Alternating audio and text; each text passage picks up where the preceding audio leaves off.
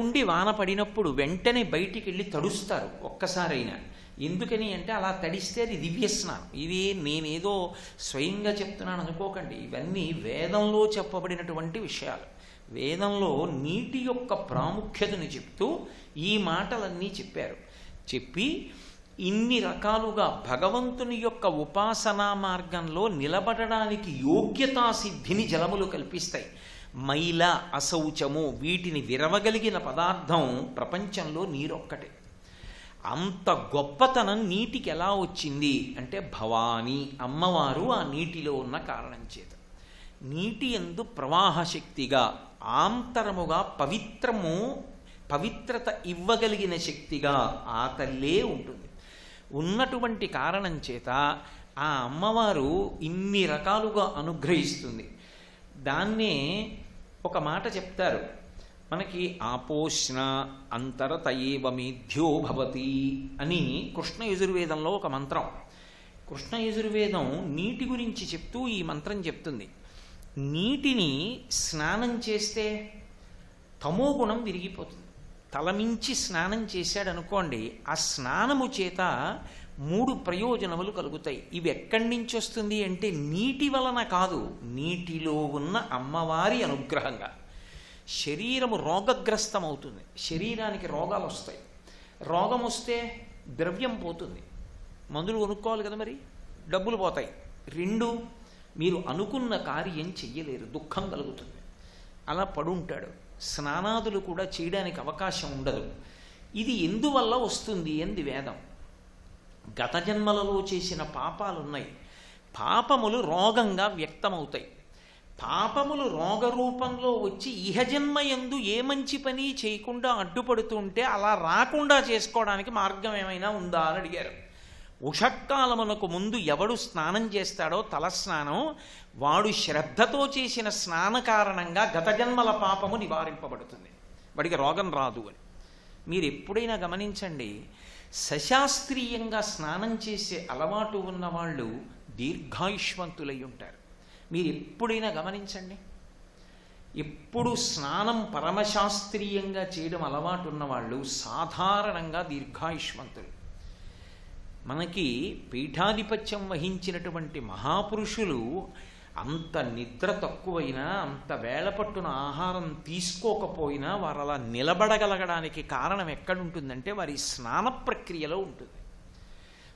సూర్యోదయాత్ పూర్వం ఎవరు తలస్నానం చేశాడో చల్లటి నీళ్లతో, అంటే అనారోగ్యంగా ఉంటే ఉష్ణజలం అనుమతింపబడుతుంది, ఎవరు తలమించి నీళ్లు పోసుకుంటాడో, ఎందుకంటే దేనికైనా ఒక పద్ధతి ఉంటుంది. వేడి నీళ్లు స్నానం చేస్తే పాదాల మీద పోసుకుని మొదలెట్టాలి, చన్నీళ్లు స్నానం చేస్తే తలమించి మొదలుపెట్టాలి.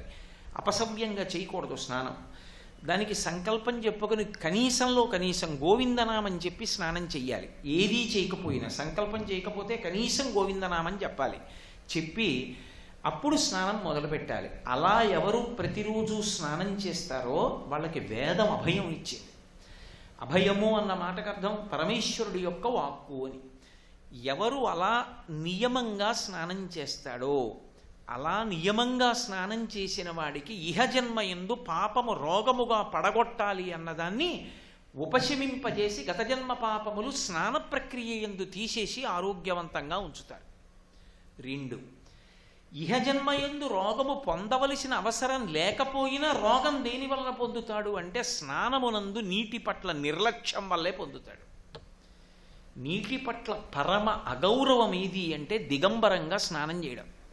ఒంటి మీద బట్ట లేకుండా స్నానం చేస్తే ఆ శరీరము రోగగ్రస్తమైపోతుంది. అంటే కొత్త పాపాన్ని చుట్టుకుంటాడు. నీటికి వరుణుడు అధిదేవత, ఆయన పట్ల అది మహదపచారం. నీటికి అధిష్టాన దేవతగా పరదేవత ఉంటుంది అని నేను చెప్తున్నాను కదా. అయినప్పుడు దిగంబరంగా స్నానం చేస్తే అది పరమ అమంగళకరమైన స్నానం. అసలు నేను ఇంత మంగళకరమైన వేదిక మించి అలా అనడం నాకు ఇష్టం లేదు, కానీ అలా ఒంటి మీద నూలుపోగు లేకుండా స్నానం ఎప్పుడు చేయిస్తారు? ఇంటి దగ్గర తీసుకెళ్ళిపోయేటప్పుడు ఒకసారి చేయించి ఇక దహనం చేసేయడానికి వేదిక మీదకి ఎక్కించేసే ముందు ఆ ఒంటి మీద కప్పినటువంటి నూలు బట్ట కూడా తీసేస్తారు. తీసేసి ఇక ఎలా వచ్చాడో అలాగే వెళ్ళిపోవాలి. ఇక ఒంటి మీద ఏమీ ఉండదు. ఆ ఉండిపోయిన శరీరం మీద నీళ్లు పోసేస్తారు. పోసేసి కట్టెల మీదకి తీసుకెళ్ళిపోతారు. అది పరమ అమంగళకరమైన స్నానం. ఒంటి మీద ఏమీ లేకుండా స్నానం ఏమిటి అసలు? అసలు అంతకన్నా అమంగళకరమైన విషయంలో శాస్త్రంలో ఇంకోటి ఉండదు. అందుకే స్నాతకం చేసేటప్పుడు నేను ఎప్పుడూ దిగంబరంగా స్నానం చేయనని మాట ఇస్తేనే పిల్లనిస్తారు. స్నాతక మంత్రాల్లో ఒక భాగం, నేను ఎప్పుడూ దిగంబరంగా స్నానం చేయను. కాత్యాయని వ్రతకల్పంలో భాగవతంలో ఎందుకు కృష్ణ భగవానుడు ఆడవాళ్ళు బట్టలు కట్టుకోకుండా స్నానం చేస్తే కాత్యాయనీదేవి కళ్ళచేయుటే కాక ఈ రీతి నూచువారిందుకలరు వ్రతఫలంబు మీరు వలచిన చక్కగా ఇంతులెల్ల చేతులెత్తి మృక్కి అందుకొనుడు చీరలు సిగ్గుతో వాడనేల ఎగ్గులాడనేలా అన్నాడు. జలాధిష్టాన దేవత పట్ల మీరు అపచారం చేస్తున్నారు. నీటి యందు దిగంబరంగా దిగి స్నానం చేస్తున్నారు. రేపొద్దున్న ఫలితం రాకపోతే కాత్యాయనీదేవి అనుగ్రహించలేదంటారు. కాత్యాయనీదేవి కళ్ళలాడుటే కాక ఈ రీతి నోచువారెందుకలరు. అందులో నువ్వు ఒక పవిత్రమైన పూజా కార్యక్రమానికో ఓ మంచి కార్యం మీదో వెడుతూ దిగంబర స్నానం చేసి వెడితే ఎక్కడి నుంచి వస్తాయి ఫలితాలు? రమ్మంటే ఎందుకు వస్తాయి? పూర్వాంగం పోయింది. అసలు ఏ శౌచం ఇవ్వాలో అది పరమ అశౌచంగా అమంగళకరమైన స్నానం చేసి నువ్వు వచ్చావు. ఎక్కడి నుంచి వస్తుంది రమ్మంటే ఫలితం? రాదు. జలాధిదేవత పట్ల అపచారము అనారోగ్యమునకు కారణము. జలాధిదేవత పట్ల గౌరవము గత జన్మలలో చేసుకున్న పాపము రోగకారకంగా రావాలన్న దానికి వినాశనకరము. ఆ పాపం పోతుంది. ఇప్పుడు ప్రసన్నంగా హాయిగా సంతోషంగా ఉంటాడు. ఇది ఎప్పుడు? బాహ్య స్నానంలో. ఆంతరమునందు అందుకే ఆపోషణ అన్న మాట వాడింది కృష్ణ యజుర్వేదం. ఆ నీటిని 3 మాటలు ఆచమనం చేశాడనుకోండి లోపలికి, ఏవమేధ్యో భవతి అంతరత. దానివల్ల ఏమవుతుంది అంటే లోపల శ్రద్ధ పుడుతుంది. అందుకే ఏ పూజ మొదలెట్టండి ఆచమనం చేయండి అంటారు. ఆచమనం చేసేటప్పుడు శాస్త్రీయంగా తొందరపడిపోకుండా మినపగింజ మునిగినంత నీరు మాత్రమే అమృత మార్గంలో ఇలా ఈ పొడుగు వేలు యొక్క ప్రారంభ స్థానమునందు బొటన వేలు పెట్టి పైన చూపుడు వేలితో మూస్తే దాన్ని అమృత మార్గం అంటారు. ఇక్కడికి వచ్చేదాన్ని ఈ చిట్ట చివర క్రింది పిదివిని చేర్చి జుర్రకుండా చప్పుళ్ళు లేకుండా లోపలికి 3 మాటలు పుచ్చుకోవాలి. ఒక మాట పుచ్చుకొని రెండో మాట పుచ్చుకునేటప్పుడు మొదటి మాట పుచ్చుకున్న నీరు కంఠంలోంచి కడుపులోకి వెళ్ళిపోయి ఉండాలి. అలా 3 మాటలు ఎవరు నీరు పుచ్చుకుంటాడో శ్రద్ధతో వాడికి ఏ కార్యం మీద కూర్చున్నాడో ఆ కార్యం మీద బుద్ధి నిలబడుతుంది. అందుకే వాడు మంచి నిర్ణయాలు చేసుకోగలుగుతాడు. అందుకే ఎప్పుడెప్పుడు బుద్ధి వక్రింపచేసేటటువంటి అశౌచము కలిగే అవకాశం ఉంటుందో అప్పుడప్పుడు ఆచమనం చేయమని చెప్తుంది వేదం. ఆ ఆచమనం చేసినంత మాత్రం చేత శ్రద్ధాజనకము అంటే శ్రద్ధ కలుగుతుంది. శ్రద్ధ అంటే శాస్త్రస్య గురువాక్యస్య సత్యబుద్ధ్యావధారణ సా శ్రద్ధా కలితా సిద్భి యయా వస్తూపలభ్యతే అని శంకర భగవత్పాదులు. గురువుగారు చెప్పిన మాట ఏది ఉందో అది సత్యం కాబట్టి నేను పాటిస్తాను గురువుగారు చెప్పినట్టు అనేటటువంటి స్థిరమైన బుద్ధి కలుగుతుంది. 2 శాస్త్రస్య శాస్త్రమునందు విశ్వసనీయత కలుగుతుంది. అవును పరమ విశ్వాసాన్ని పొందుతాడు. శాస్త్రం ఏం చెప్పిందో అది సత్యము, నేను అలా పాటిస్తాను అని శాస్త్రమునందు గురి కుదరాలన్నా లేదా గురువుగారు చెప్పిన మాటల మీద సత్యము అనేటటువంటి బుద్ధి కలగాలన్నా ఆచమనం వల్ల మాత్రమే సంభవం అవుతుంది. అందుకే ఆచమనం చేసి మొదలు పెడతారు. అప్పుడు శ్రద్ధ ఉత్పన్నమవుతుంది. ఆ ఉత్పన్నమైనటువంటి శ్రద్ధతో చేసిన ఆరాధనా విధానం చేత భగవంతుని యొక్క అనుగ్రహాన్ని మూట కట్టుకుంటాడు. ఈ అనుగ్రహాన్ని మూట కట్టుకుని బయలుదేరాడు కాబట్టి ఆపదల నుండి తప్పించుకోవడానికి కావలసినటువంటి నిర్ణయం చేసుకోగలిగిన బుద్ధి లేదా ఆపదలయందు పడిపోవడానికి కావలసినటువంటి స్థితి ఈ స్నానము ఆచమనము అన్న రెండింటి చేతనే నిర్ణయింపబడుతుంది. ఇప్పుడు నీరుగా కేవలము బయట తాగడానికే ఉపయోగపడుతోందా? ప్రాణుల్ని నిలబెట్టడానికి శ్రద్ధకి శౌచానికి ఉపాసనకి వీటన్నిటికీ కూడా నీరు కారణమై ఉన్నదా అంటే అసలు నీరు ధర్మమునకంతటికీ కారణం అదే. నీరు లేదనుకోండి, ధర్మము లేదు. ఎందుచేత అంటే ధర్మము చక్రము. ధర్మం ఎప్పుడూ కూడా తిరుగుతూ ఉంటుంది. ధర్మము ఆగిపోయి ఉండేది కాదు, నిరంతరము తిరుగుతూ ఉండాలి అది. ఇప్పుడు చక్రంలో యువతల భాగం భూమి మీదకి వస్తే కాసేపు ఆగి ఇంకో వైపుకి వస్తుంది, కాసేపు ఇంకో వైపుకి వస్తుంది, గుండ్రంగా అదే తిరుగుతూ ఉంటుంది. కానీ ప్రస్థానం ఉంటుంది, బయలుదేరి వెళ్ళిపోతాడు. ఎక్కడికి వెళ్ళాలో అక్కడికి వెడితే ఇక కదలడు, కూర్చుంటాడు. ఇప్పుడు నేను ఈ వేదిక మీదకి రావాలి ప్రవచనానికి. ఈ ప్రవచనానికి రావడానికి ఒక వాహనం ఎక్కాను. ఆ వాహనం చక్రాల మీద ఆధారపడింది. చక్రాలు దొల్లి ఇక్కడికి వచ్చాను. ఇక్కడికి వచ్చి కూర్చున్నాక స్థిరంగా కూర్చుంటాను. అందుకే ధర్మము సత్యము రెండు మాటలు ఉంటాయి. ధర్మము ఎప్పుడూ కదులుతుంది. ఎప్పుడూ కదిలేటటువంటి ధర్మాన్ని శాస్త్రమును ప్రమాణంగా పట్టుకోవాలి. అంటే మీకు నేను తేలికగా అర్థం అవ్వాలి అంటే, నేను ఒక గంటన్నర ముందు నేను ఉద్యోగం చేసే కార్యాలయంలో ఉన్నాను. అప్పుడు నాకన్నా పై అధికారి ఏ పని చెప్పారో ఆ పని వినయంతో చేయడం నా ధర్మం. దిగి ఇంటికి వెళ్ళాను, సంధ్యావందనం చేయడం నా ధర్మం. సంధ్యావందనం చేసి ఇక్కడికి వచ్చాను. వేదిక మీద కూర్చున్న తర్వాత నా బుద్ధికి తోచిన విషయాలు కాదు, శాస్త్రం ఏం చెప్పిందో అది మాత్రమే చెప్పాలి. అలా చెప్పడం నా ధర్మం. ఇది అయిపోయిన తర్వాత నా భార్య ముందు నించుంటే భర్తృధర్మం, నా తమ్ముడి ముందు నించుంటే సోదర ధర్మం, నా కూతురు ముందు నించుంటే పితృధర్మం, నా కోడల ముందు నించుంటే మామగారి ధర్మం, నా శిష్యుడి ముందు నించుంటే గురుధర్మం. ఒకలా ఉందా? అనుక్షణం మారుతుంది.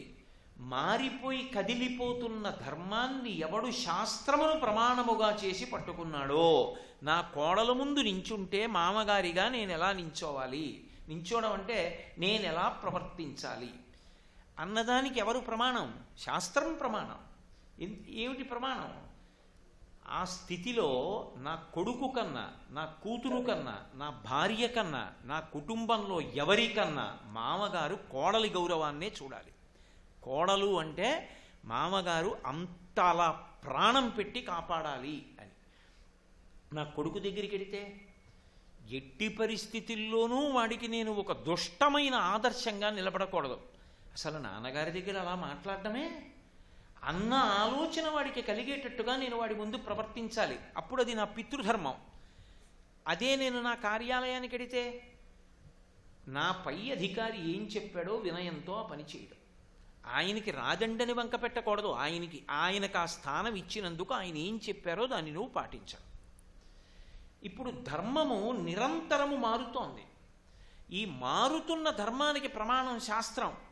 శాస్త్రముతో ధర్మాన్ని పట్టుకుంటే చివరికి వెళ్ళేటప్పటికి ఏమవుతాడంటే ఏ కదలిక లేని స్థితికి ఎడతాడు. దానికే శివం అని పేరు. రుచికి బాగుంది అనుకోండి, అబ్బా చాలా బాగుందండి, ఇంకో మాట తింటాడు, మళ్ళీ మళ్ళీ కావాలండి అంటూ ఉంటాడు.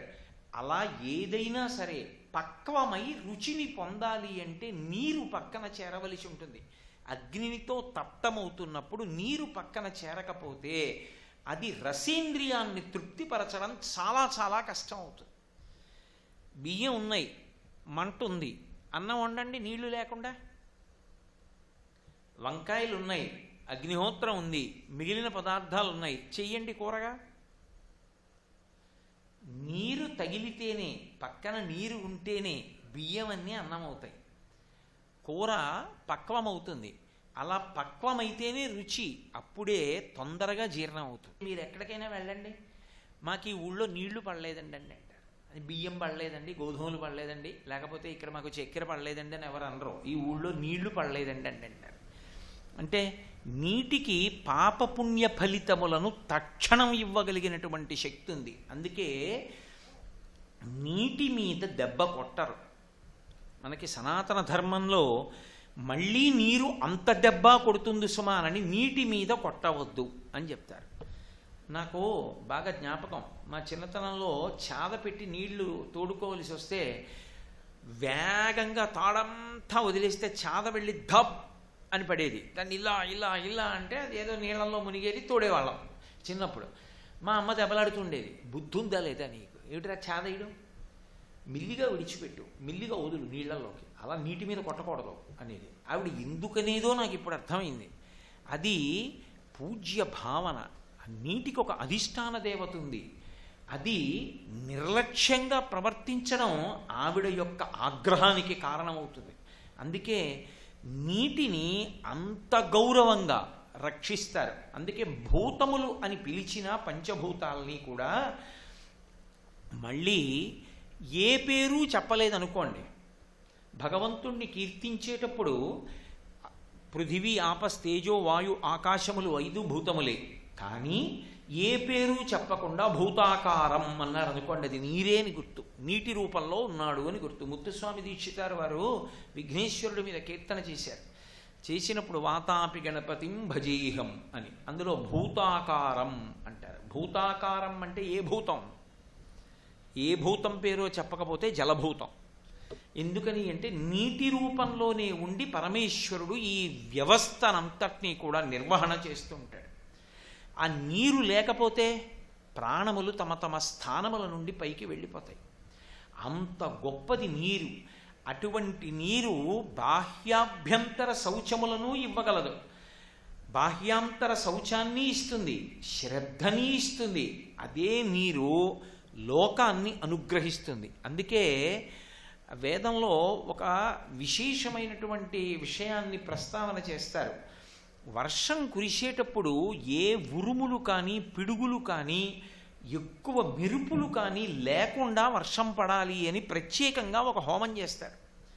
ఎందుకని అంటే అలా కాకుండా లోకంలో పాపం ఎక్కువ పెరిగిందనుకోండి, నీరు కింద పడేటప్పుడే దానితో పాటే శిక్ష కూడా వస్తుంది. పిడుగులు పడ్డాయనుకోండి వర్షం పడేటప్పుడు, ఎన్నో చోట్ల ఆస్తి నష్టం జరుగుతుంది, ప్రాణ నష్టం జరుగుతుంది. అన్నిటినీ మించి లోకంలో అత్యంత భయకారకమైనదిగా చెప్పబడినది ఏది అంటే వేదంలో పిడుగు. పిడుగు పడుతోందనుకోండి విపరీతమైన భయం వేస్తుంది. వేదంలో ఒక విశేషం చెప్తారు, దవడలు పట్టుకుంటాయని చెప్తారు పిడుగు పడితే. మనకి తెలియకుండానే అని ఉద్విగ్నత కలుగుతుంది అని. అందుకే ఎక్కడైనా పిడుగు సమీపంలో పడినప్పుడు వెంటనే దవడలు కదపమని చెప్తారు.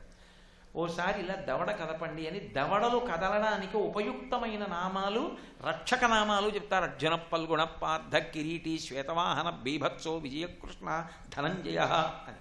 ఎందుకంటే దవడలు పట్టేసుకుంటాయని ఆ ధ్వనికి. అటువంటి పిడుగు పడిందనుకోండి అది లోకనాశనకారకం అవుతుంది. అది ఆస్తి పోతుంది, ఎన్ని ప్రాణులు భయం పొందుతాయో, దాంతో పెద్ద విద్యుద్ఘాతం కింద పడిపోతుంది. అందుకే తరచుగా వినే ఉంటారు, టీవీ చూసేటప్పుడు దగ్గరలో ఎక్కడో పిడుగు పడితే టీవీలోంచి విద్యుత్ పైకి వచ్చేసి ఎదురుగుండా కూర్చున్న వాళ్ళని కూడా సంహారం చేస్తుంది. ఎందుకని అంటే దాంతోపాటు అంత పెద్ద విద్యుద్ఘాతం కిందకు వస్తుంది. ఆ పిడుగు పడకూడదు వర్షం పడేటప్పుడు. ప్రసన్న వృష్టి అని దేనికి పేరంటే పిడుగులు ఉరుములు లేకుండా హోరన పడిందనుకోండి వాన, లోకమంతా చల్లబడుతుంది, పంటలు చక్కగా పండుతాయి. పిడుగులు లేని వర్షం కురిపించు, మా దోషములుంటే మన్నించు, ఆ వర్షము చేత మమ్మల్ని కాపాడు.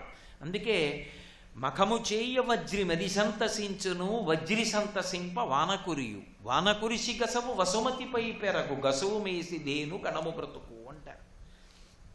అందుకే నీరు అన్న ఒక్క విషయం మీద వేదం అంత గౌరవంతో మాట్లాడింది. ఆ నీరు అంత విశేషమైనటువంటి శక్తిని పొంది ఉంటుంది. అలా పొంది ఉండగలగడం ఒకెత్తైతే నీరు ఓషధీతత్వాన్ని లాక్కోగలగడం ఒకెత్తు. ఇది భారతీయ ఋషుల యొక్క గొప్పతనం. నీరు ప్రవహిస్తోందనుకోండి, తెల్లవారుజామున వెళ్ళి స్నానం చేయండి అంటారు. ఎందుచేత అంటే ఓషధులను ప్రకాశింపచేయగలిగినటువంటి శక్తి చంద్రుడికి ఉంటుంది. చంద్రుడి యొక్క కిరణములలో అమృతత్వం ఉంటుంది. అందుకే సుధాకిరణుడు, హిమకిరణుడు అని శంకరాచార్యుల వారికి అయితే చాలా ఇష్టం. హిమకరహ హిమకరహ అంటుంటారు తరచుగా. ఆ హిమకర అన్న పేరు ఆ చల్లని కిరణములు కలిగినవాడు, అమృతత్వం ఉన్నటువంటి కిరణములు ఉన్నవాడు. ఆ కిరణములు నది మీద పడితే ఆ నదీ జలములు ఆ అమృతత్వాన్ని లాక్కుంటాయి. లాక్కుని ఆ నీరు భూమి మీదకొచ్చి పంట పొలాల మించి వెళ్ళినప్పుడు భూమి యందు ఓషధీతత్వాన్ని ప్రవేశపెడతాయి. ప్రవేశపెడితే వేసిన గింజ ఓషధీతత్వంతో మళ్ళీ పైకి వస్తుంది. అంటే మీరు పట్టుకున్నారో లేదో, ఓషధి అన్న మాటకు అర్థం ఏమిటంటే, ఒకటి శరీరాన్ని నిలబెట్టగలగడం, రెండు రోగాన్ని పోగొట్టగలగడం, మూడు మళ్ళీ అది ఇంకొక దోసిడు గింజల్ని తయారు చేసే శక్తిని తనలో నిలబెట్టుకోవడం. ఈ మూడు చంద్రకిరణముల నుంచి శక్తిని నీరు లాగడం వల్ల వస్తుంది. అందుకే చంద్రుడి వలన ఓషధులు ప్రకాశిస్తాయంటారు. సర్వం శ్రీ ఉమామహేశ్వర పరబ్రహ్మార్పణమస్తు. స్వస్తి.